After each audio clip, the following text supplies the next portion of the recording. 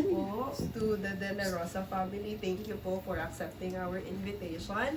And we are here today to make you feel the spirit of Christmas and once again experience the caroling spirit. So, start with, we will be having po a short Bible reading by Ma'am Cristelina po. The readings for today is taken from the 1 John chapter 4 verses 9 to 11. This is how God showed his love among us. He sent his one and only Son into the world that we might live through him.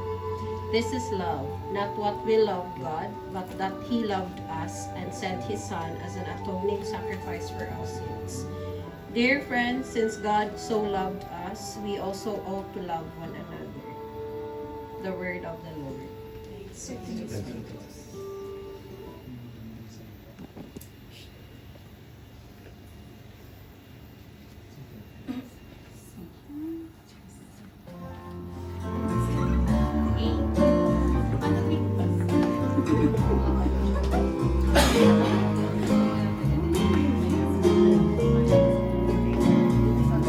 Simbang gabi na naman, tayo gising na patulog pa lang ang buwan. Simoy ng hangin, dahan-dahan na umahaplos sa mukha ng bawat tao. Bumabagsak-bagsak pa ang mata, dahan-dahan kumisla ang mga ilaw na tumatandang simbahan. Sana kasama tayong nagdasal at nakinig sa misa kay Galyo. Pagdating ng ama namin, ang oras humito ng magkahawa. Ang ating mga kamay, umawit mga ulap at sabay, nagsiawit ang mga anghel sa langit. At ang unang gabi ng Pasko'y sumapit. Kay ganda ng arana ng tinig na sumasabay sa ihip ng hangin. Sabi nila, sabi nila. Yun na po yun na.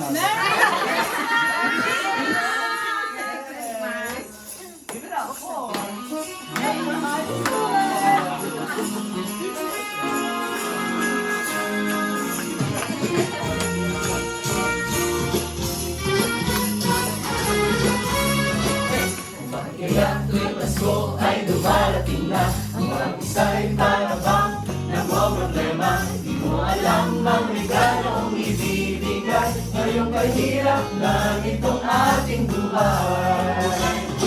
Meron pa kayang caroling at Noche Buena, kung tayo naman ay kapos at wala ng pera. Nagkakahiya kung muling pagtaguan mo ang iyong mga inaano sa araw ng Pasko. Ngunit kahit na anong mangyari, ang pag-ibig sana'y maghari. Sapat nang si Jesus ang kasama mo, tuloy na tuloy pa rin ang Pasko.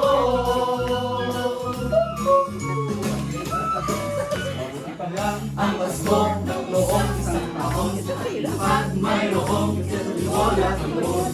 Kasi Happy New Year mapupuspos, at ang hamon ay mauuwi sa bagoong.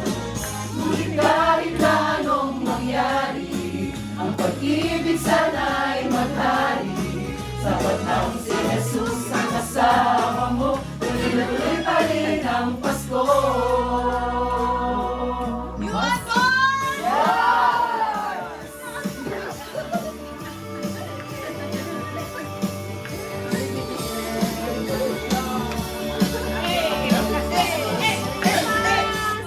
Nadarama ko na ang lamig ng hangin.